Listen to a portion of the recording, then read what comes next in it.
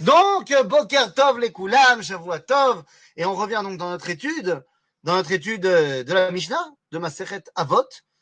Et nous sommes arrivés au premier chapitre, Mishnah 4.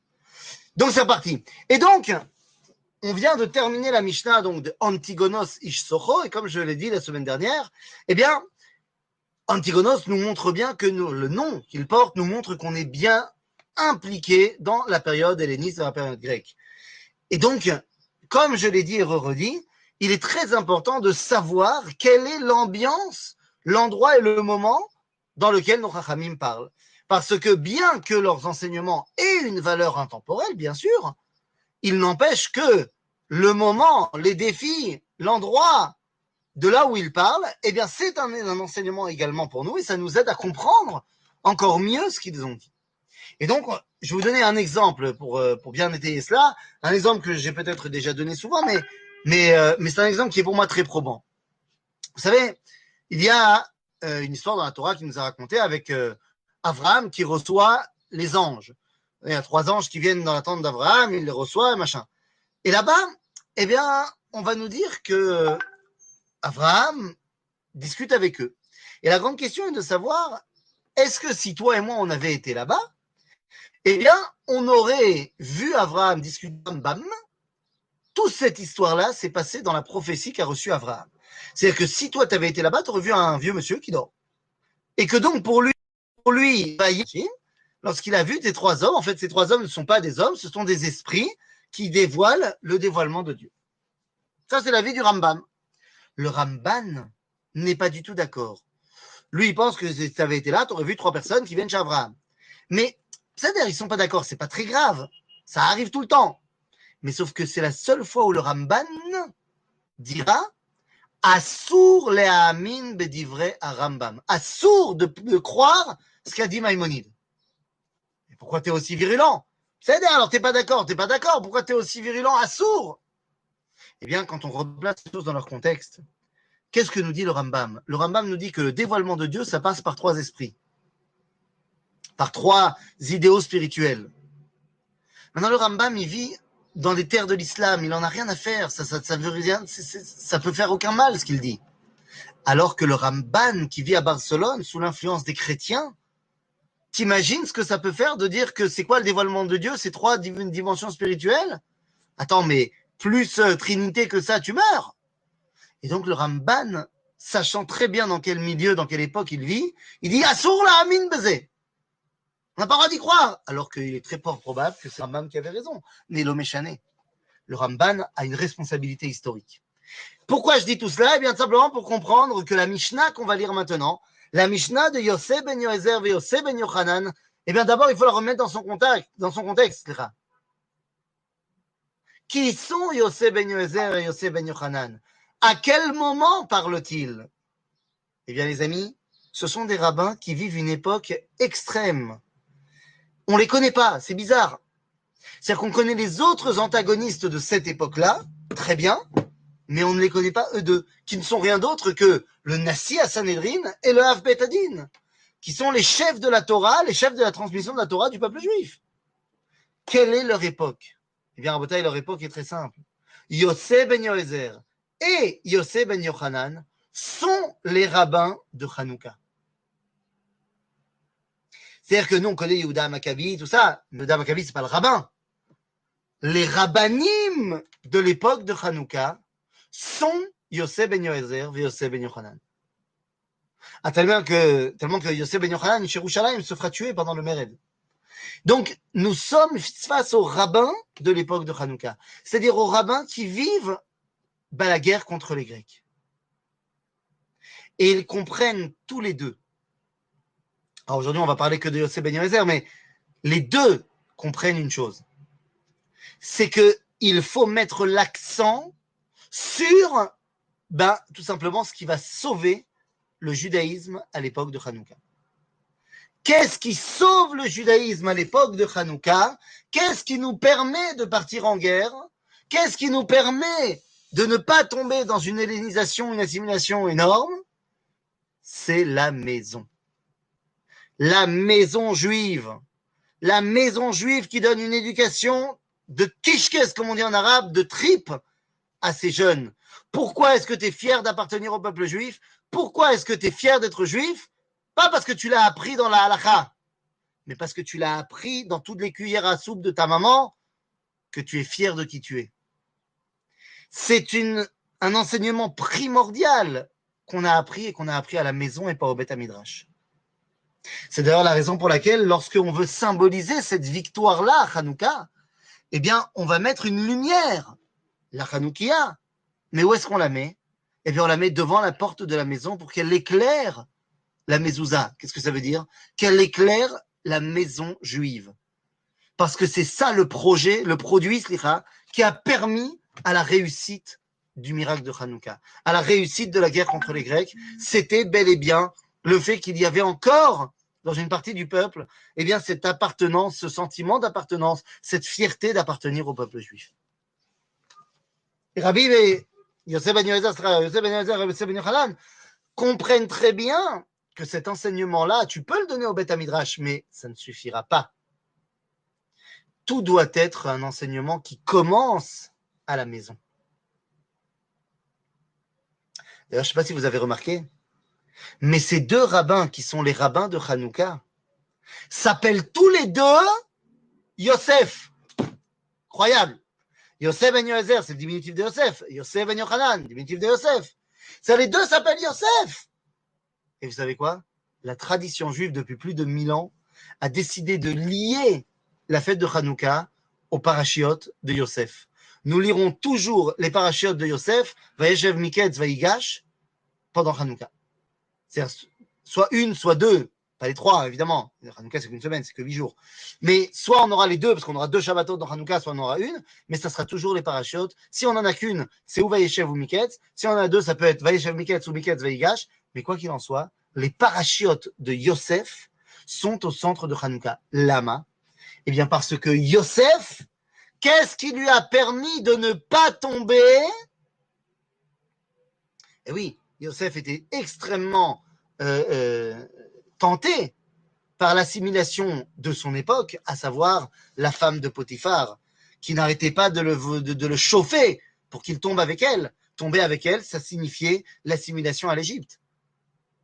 Et le Midrash nous dit que comment ça se fait qu'il n'est pas tombé finalement alors qu'il avait décidé? On dit Vayavo Abaïta la Asot Melarto. Rav ou Shmuel sont deux Amoraïm qui se disputent. L'un dit Melarto Mamash, il était venu faire son travail comme tous les jours à la maison. Et l'autre, il dit non, il était venu faire ham-ham avec elle, il avait décidé aujourd'hui. Et que finalement, pendant les préliminaires, il a vu Dmut Diokno Shel Aviv, il a vu le visage de son père et il a compris que s'il tombait avec la femme de Potiphar, ses enfants ne ressembleraient plus à son père. C'est la maison, le visage de son père à la maison, qui a vu que s'il faisait ça, ses enfants ne seraient plus les enfants de cette maison. En d'autres termes, Yosef est lié complètement à Hanouka. Les rabbins de Hanouka s'appellent tous les deux Yosef et vont ramener tout à la maison. Alors, on va se concentrer aujourd'hui sur Yosef ben Yoézer. Yosef ben Yoézer, Ish Sereda. Yosef ben Yochanan, Ish Yerushalayim, Kiblu Mehem. Alors, c'est quoi cette histoire? Kiblu Mehem? Ce sont tous les deux les élèves de Antigonos Ishso. Il aurait dû avoir marqué Kiblu Mimeno. Il y a des versions de traité de Masechet Avot où il y a marqué Kiblu Mimeno. Mais nous, on a Kiblu Mehem.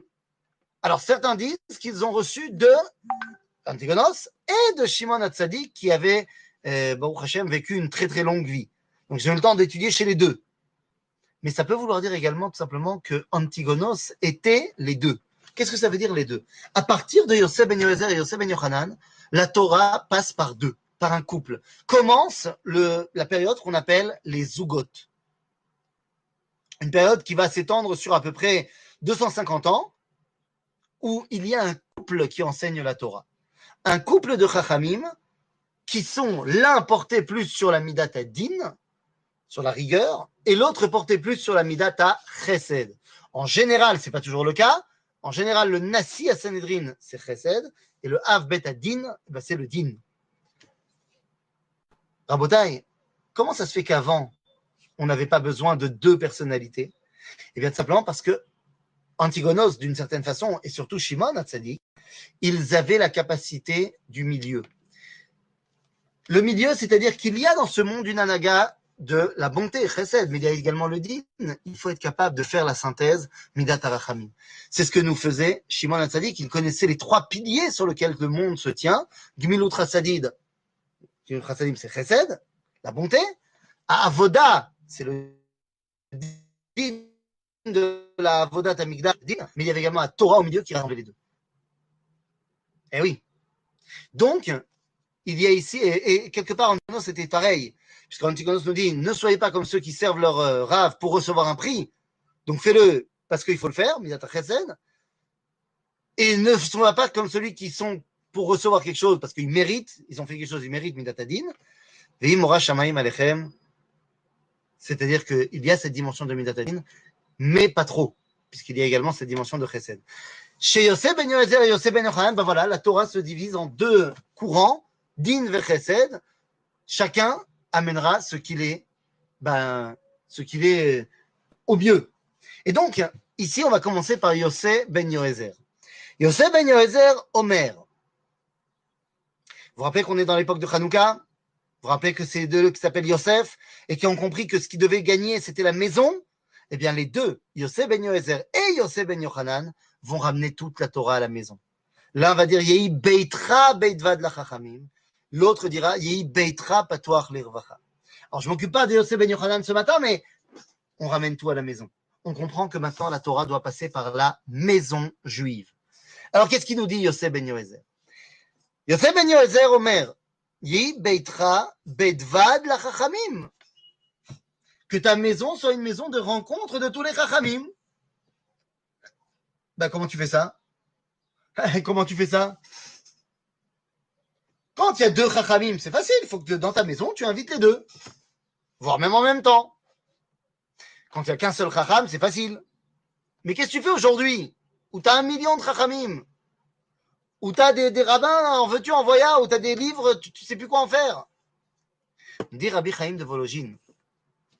Rabbi Chaim de Vologine, dans son commentaire sur le traité de Havot, nous dit à propos de cette Mishnah, Mazeyi beitra beitvad lachachamim, puisque tu ne vas pas pouvoir faire rentrer tous les rabbins du monde dans ta maison.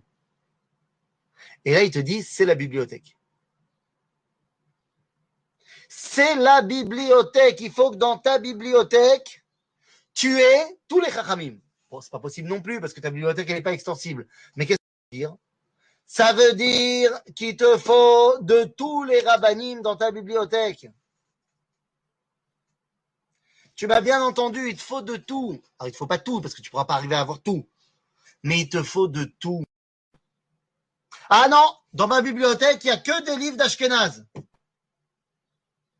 Chez moi, il n'y a que des rabbins marocains dans ma bibliothèque. Chez moi, il n'y a que des rabbins sionistes. Chez moi, il n'y a que de la chassidoute. Chez moi, il n'y a que des rabbins litaïm. Tu as compris que ça ne marche pas. Parce que c'est une Torah tronquée. Je me souviens que l'une des choses qui m'avait émerveillé quand j'étais arrivé en Israël au Machon Meir, eh bien, j'avais vu que dans la Sifria, pas au Beth Midrash, il y a place pour mettre tout au Beth Midrash, mais dans la grande bibliothèque, j'avais vu qu'il y avait des livres également de rabbins complètement antisionistes. J'avais trouvé là-bas le Vayoel Moshe du rabbi d'Osatmar et les écrits du rabbi de Lubavitch qui n'étaient pas du tout portés sur le sionisme. Mais ils étaient des grands maîtres de la Torah, donc évidemment, ils faisaient partie. Alors, ils n'étaient pas forcément dans la liste des livres à étudier en premier cours, bien sûr, mais ils étaient là. Évidemment qu'un homme, il doit faire un choix. Tu ne peux pas étudier tout en même temps. Il n'y a pas de problème. Mais si c'est présent dans ta bibliothèque, c'est que tu sais que ça a sa place. Ça a sa place. Maintenant, je vais vous dire très clairement, je ne suis pas un élève de la pensée du Chazon Ish, Rabbi Yeshayahu Karlitz. Mais tu ne peux pas, honnêtement, étudier la Torah sans être passé un peu sur le Chazon Ish. Parce que c'est une des bases de la compréhension moderne de la Torah. Donc même si tu n'es pas forcément, tu vas pas forcément faire des cours tout le temps sur sa pensée, mais tu te dois de l'avoir quand même. C'est fondamental. Yehi beitra beitvad lachachamim. Il te faut de tout. Et c'est pour ça que quand je fais des cours pas sur un livre, mais quand je fais des cours comme ça sur un sujet X ou Y, et que je balance une feuille de source avec une quinzaine, une vingtaine de sources, j'essaye de faire en sorte qu'il y a des sources qui viennent d'à peu près, pas forcément de tous les courants, mais de plusieurs courants. Parce que tu ne peux pas être cantonné qu'à une façon de penser.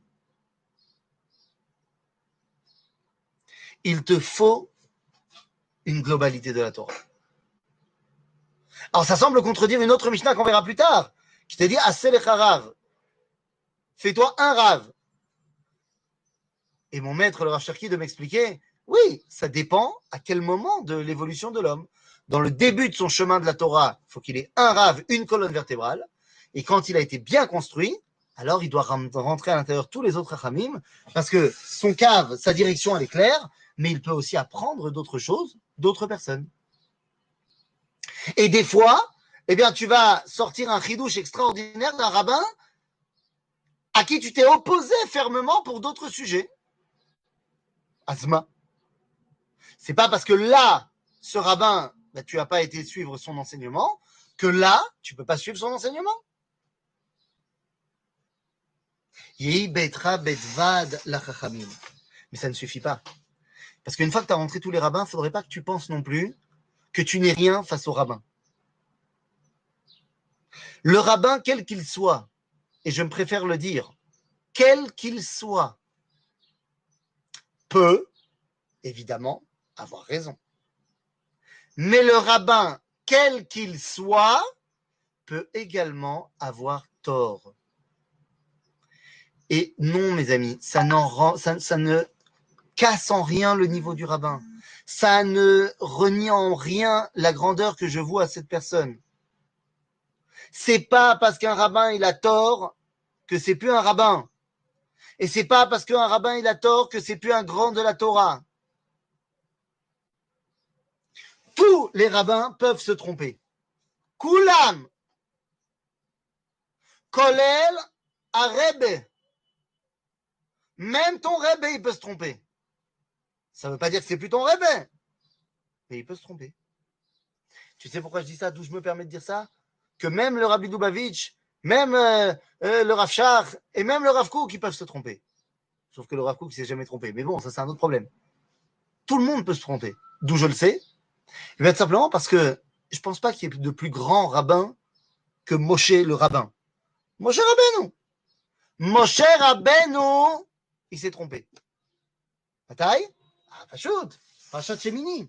Lorsqu'on a la mort tragique de Nadav et Avihu, eh bien, avant même qu'il soit enterré, la Avodat Amigdash commence, puisque nous sommes dans les Korbanot à Nessiim, à Milouim, les Korbanot de l'inauguration du Mishkan. Et à ce moment-là, Moshe dit à Aaron et à ses deux fils restants, Elazar et Itamar, de manger le Korban Khatat qui a été amené aujourd'hui. Il faut bien comprendre.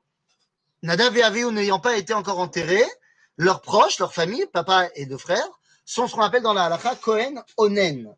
C'est-à-dire qu'il ne peut pas servir au Beth Amikdash. Et pourtant, Moshe leur a dit, mangez le korban. Donc ensuite, Moshe, il a été faire un petit tour, et quand il revient, il dit, Veseir achatat darosh darash Moshe, veine soraf. Il a demandé, où est le seir achatat? Je vois pas les restes. Vous avez mangé le seir achatat? Et Aaron, il dit non, on l'a brûlé. Il dit, comment ça on l'a brûlé? Mais je vous aviez dit de le manger. Vous avez rien compris ou quoi? Et là, Aaron, il dit à Moshe la chose suivante. Moshe, il n'y a aucun doute sur le fait que c'est toi qui transmets la parole de Dieu au Ham Israël. Nous n'avons aucun doute que Dieu t'a dit qu'il fallait pas manger, qu'il fallait manger le korban khatat. Dieu te l'a dit. Et tu nous as dit que Dieu te l'a dit, donc on n'a aucun doute là-dessus. Par contre, nous, on est en train de débattre halachiquement sur ça veut dire quoi il faut manger le korban khatat. Et ce débat, c'est un débat du Beth Midrash. Et au Beth Midrash, tu n'es plus Navi. Tu es Chacham, et tu peux débattre avec nous. Mais au Beth Midrash, on va décider de la halakha, et peut-être que le plus grand des rabbins sera en avis minoritaire et n'aura pas raison. C'est ce qui s'est passé là-bas.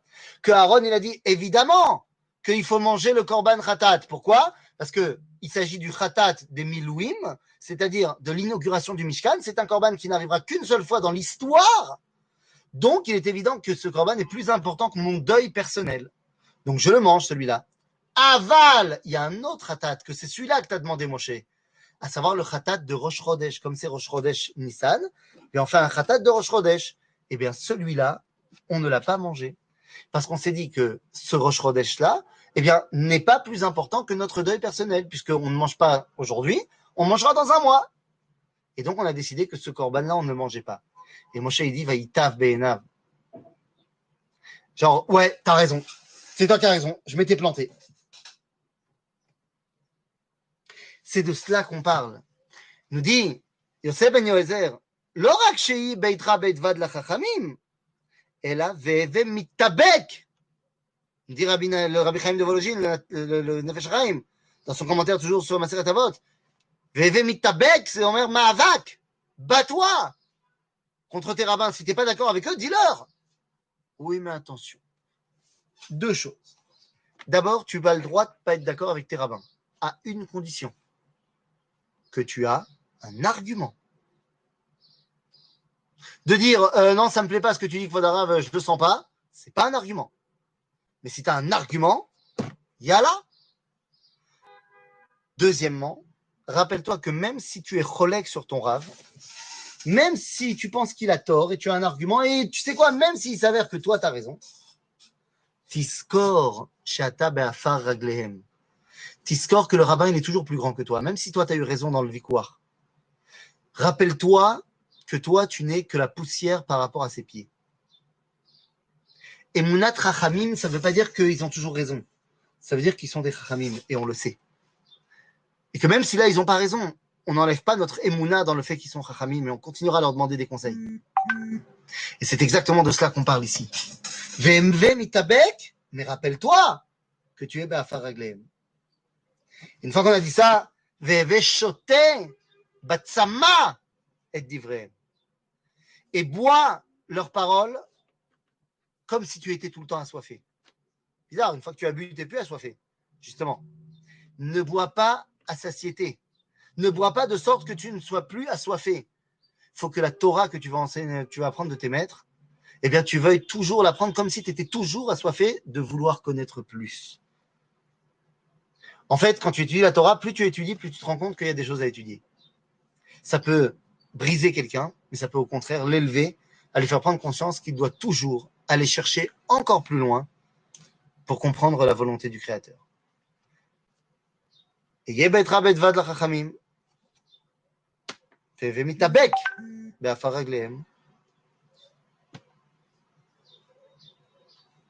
aussi, comme on a dit, shote batsama et divrehem, y compris de ceux qui auraient pu avoir tort. Parce que même apprendre la vie qui a été rejetée, eh bien, ça va t'aider à comprendre la vie qui a été gardée.